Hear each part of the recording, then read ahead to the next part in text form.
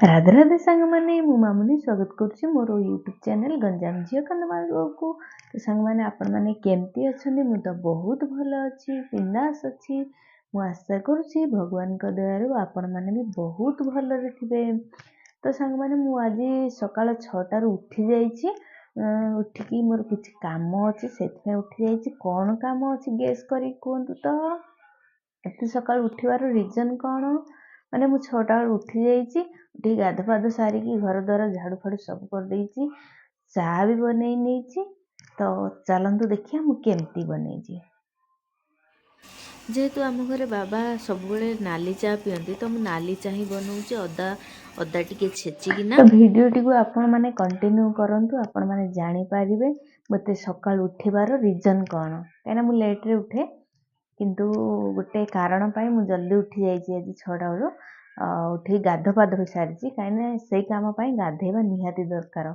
ତ ଆପଣମାନେ ଗେସ୍ କରୁଥାନ୍ତୁ ଆଉ ପୁରା ଫୁଲ୍ ଭିଡ଼ିଓଟି ଦେଖନ୍ତୁ, ଆପଣମାନେ ଜାଣିପାରିବେ କି ମୁଁ କାହିଁକି ଉଠିଥିଲି ଏତେ ସକାଳୁ। ତ ଠିକ୍ ଅଛି।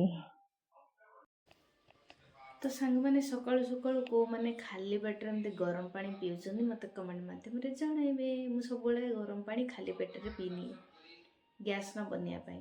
ଗ୍ୟାସ୍ ପାଇଁ ତ ଟ୍ୟାବଲେଟ୍ ବି ଖାଉଛି, ଖାଇନେବି ଟ୍ୟାବଲେଟ୍ ଖାଇକି ଏତେ ପାଣି ପିଇବି।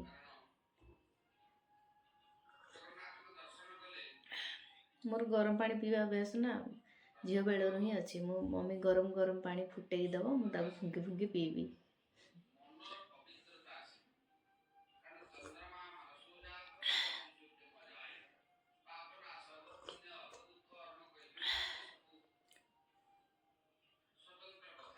ତ ସାଙ୍ଗମାନେ, ମୋର ଅପେକ୍ଷାର ଅନ୍ତ ଘଟି ଯାଇଛି।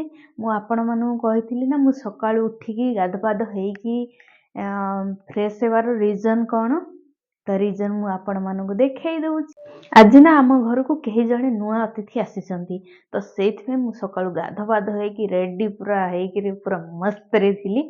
ତ ଚାଲନ୍ତୁ ବର୍ତ୍ତମାନ ତାଙ୍କୁ ଦେଖି ନେବା।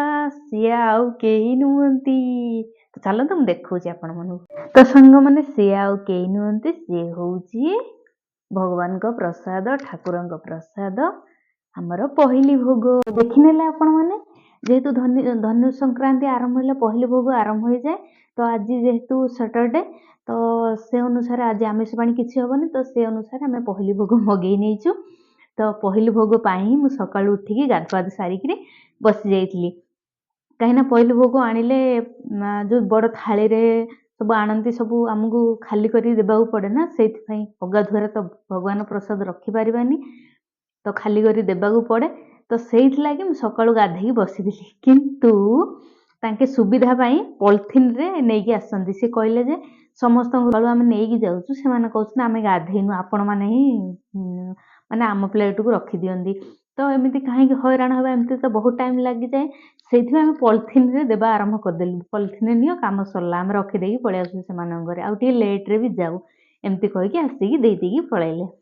ତ ଚାଲନ୍ତୁ, ଆମର ପହିଲି ଭୋଗ ଆଜି ଅଣାହେଇଛି। ଠାକୁରଙ୍କ ପ୍ରସାଦ ପାଇ ବହୁତ ଶାନ୍ତି ଲାଗିବ ମନକୁ। ତ ଆପଣମାନଙ୍କୁ ଦେଖଉଛି କ'ଣ କ'ଣ ଆଇଟମ୍ ଆସିଛି, ଆଉ ଆପଣମାନେ ଦେଖି ନିଅନ୍ତୁ। ଆଉ ଯେଉଁମାନେ ବି ପହିଲି ଭୋଗ ମଗେଇ ନାହାନ୍ତି, ଜଲ୍ଦି ଜଲ୍ଦି ମଗାନ୍ତୁ ଆଉ ଖାଇବି ନିଅନ୍ତୁ, କାହିଁକିନା ଭଗବାନଙ୍କ ପ୍ରସାଦ ଆଉ ମିଳିବ କି ନାହିଁ କିଛି ଗ୍ୟାରେଣ୍ଟି ନାହିଁ। ତ ଜଲ୍ଦି ମଗେଇ ନିଅନ୍ତୁ। ଆମର କାଲି ଅର୍ଡ଼ର କରାହେଇଥିଲା, ଆଜି ସକାଳୁ ନେଇକି ପଳେଇ ଆସିଲେ। ତ ଚାଲନ୍ତୁ ଆପଣମାନଙ୍କୁ ମୁଁ ଦେଖେଇ ନେଉଛି। ତ ସାଙ୍ଗମାନେ ଦେଖି ନିଅନ୍ତୁ, 12ଟା ଆଇଟମ୍ ଆସିଛି। ଏପଟେ ହେଉଛି ଭାତ, ଦହି ବାଇଗଣ, ବିନ୍ସ ଭଜା, ଛଣା ଭଜା, ଡାଲି, ଖଟା। ଏପଟେ ସୋରିଷ ମସଲା, ନାଇଁ ଏଇଟା ଶାଗ, ଏଇଟା ସୋରିଷ ମସଲା ଘାଣ୍ଟ, ଏଇଟା ଗୋଟେ ଘାଣ୍ଟ ତରକାରୀ, ଇଏ ପାଏସ, ଆଉ ଇଏ କାକେରା, ପୁଳି, କଦଳୀ, ମୁଆଁ।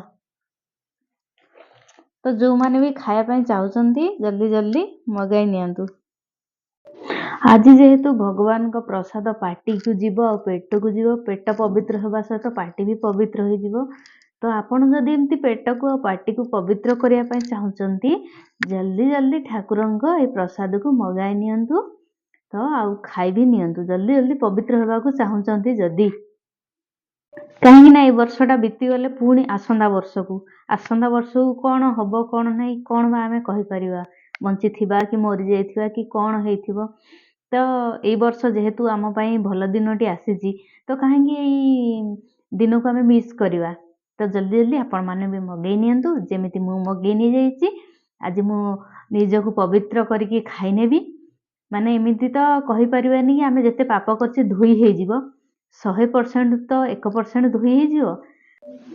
ଆଉ ଏ ପହିଲି ଭୋଗ ନାଁଟି ଯେଉଁ ଶୁଣୁଛନ୍ତି ପୁଣି ବର୍ଷେ ପରେ ଆପଣମାନେ ଶୁଣିବେ। ତ ଏଇ ମାସ ଭିତରେ ଆପଣମାନେ ଭଲ ଦିନ ଦେଖିକି ଜଲ୍ଦି ମଗେଇ ନିଅନ୍ତୁ ଆଉ ଖାଆନ୍ତୁ। ଯେହେତୁ ଆସନ୍ତା ବର୍ଷକୁ ହିଁ ପୁଣି ଥରେ ଆଣିପାରିବେ, କାହିଁକିନା ଅଧା ଦିନ ପଳେଇ ଗଲାଣି, ଆଉ କମ୍ ଦିନ ଅଛି। ତ ଜଲ୍ଦି ଜଲ୍ଦି ମଗେଇ ନିଅନ୍ତୁ। ତ ମୁଁ ବହୁତ ଏକ୍ସାଇଟେଡ୍ ଅଛି କି କେତେବେଳେ ଖାଇବି, କେତେବେଳେ ଟାଇମ୍ ହେବ, ଖାଇବା ଟାଇମ୍ ହେବ। ତ ମୁଁ ବହୁତ ଏକ୍ସାଇଟେଡ୍, କିନ୍ତୁ ପଇସାକୁ ଦେଖିବାକୁ ଗଲେ ଆଇଟମ୍ ବହୁତ କମ୍ ଅଛି। ଆଉ ଆମ ଗାଁ ପଟେ ପଇସା ଯେମିତି ନିଅନ୍ତି ଆଇଟମ୍ ବି ବହୁତ ସାରା, କମ୍ ସେ କମ୍ 25-30ଟା ଆଇଟମ୍ ଦିଅନ୍ତି, କିନ୍ତୁ ଏପଟେ 12ଟି ଆଇଟମ୍ ଦେଇଛନ୍ତି। ପଇସା ବି ବହୁତ ଅଧିକ ନେଇଛନ୍ତି। ତ ପଇସା କ'ଣ ଆଜି ଅଛି କାଲି ନାହିଁ, କିନ୍ତୁ ପ୍ରସାଦଟା ତ ମିଳିଗଲା, ସେଇଟା ବଡ଼ କଥା। ପ୍ରସାଦ ସାରି ନେବା, ସେ ପଇସା ଯେତେ ବି ହେଇଥାଉ। ଏମିତି ତ ପଇସା ଆସୁଥିବ ଯାଉଥିବ, ଛାଡ଼। କିନ୍ତୁ ତ ସାଙ୍ଗମାନେ ଚାଲନ୍ତୁ ବର୍ତ୍ତମାନ ଖାଇ ନେଇଯିବା। ଦେଖନ୍ତୁ ମୁଁ ପ୍ରସାଦରୁ ସବୁଥିରୁ ଟିକେ ଟିକେ ନେଇଯାଇଛି। ଯେହେତୁ ଭଗବାନଙ୍କ ପ୍ରସାଦ ଟିକେରେ ପେଟ ପୁରିଯିବ, ସେ ଅନୁସାରେ ମୁଁ ଟିକେ ନେଇଯାଇଛି। ଯେହେତୁ ମୋତେ ଭୋକ ପ୍ରବଳ ହେଲାଣି, ତ ମୁଁ ଆଗ ପଛ ଆଉ କିଛି ବିଚାର ନ କରି ଭଗବାନଙ୍କ ନାଁ ନେଇ ବର୍ତ୍ତମାନ ଖାଇ ନେଇଯାଇଥିଲି। ଆଉ ପ୍ରସାଦ ତ ବହୁତ ବଢ଼ିଆ ଥିଲା।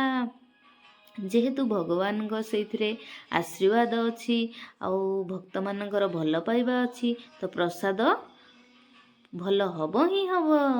ତ ସାଙ୍ଗମାନେ ଆପଣମାନେ କାହିଁକି ଲେଟ୍ କରୁଛନ୍ତି? ମୋର ପ୍ରସାଦ ଦେଖି ଆପଣମାନଙ୍କୁ ବି ଲାଳ ଗଡ଼ୁଛି ନା? ତ ଜଲ୍ଦି ଜଲ୍ଦି ଅର୍ଡ଼ର୍ କରିନିଅନ୍ତୁ ଆପଣମାନେ ବି।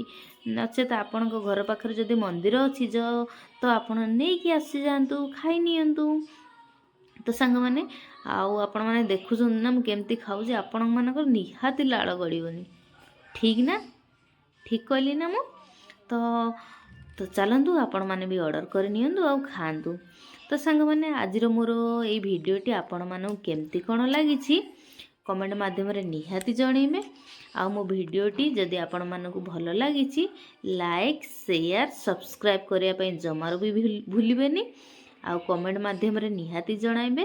ଆଉ ପହିଲି ଭୋଗ ଆପଣମାନେ ବର୍ତ୍ତମାନ ଅର୍ଡ଼ର୍ କଲେଣି କି ନାହିଁ ସେଇଟା ବି ମୋତେ କମେଣ୍ଟ ମାଧ୍ୟମରେ ନିହାତି ଜଣାଇବେ। ଆଉ ପହିଲି ଭୋଗ ଅର୍ଡ଼ର୍ ଜଲ୍ଦି ଜଲ୍ଦି କରି ନିଅନ୍ତୁ, କାହିଁକିନା ଟାଇମ୍ ଆପଣଙ୍କ ପାଖରେ ବହୁତ କମ୍ ଅଛି। ଆଉ ଏମିତି ଆପଣ ଭାବୁ ଭାବୁ ଟାଇମ୍ ଚାଲିଯିବ। ତ ରହିଲି ସାଙ୍ଗମାନେ, ରାଧେ ରାଧେ।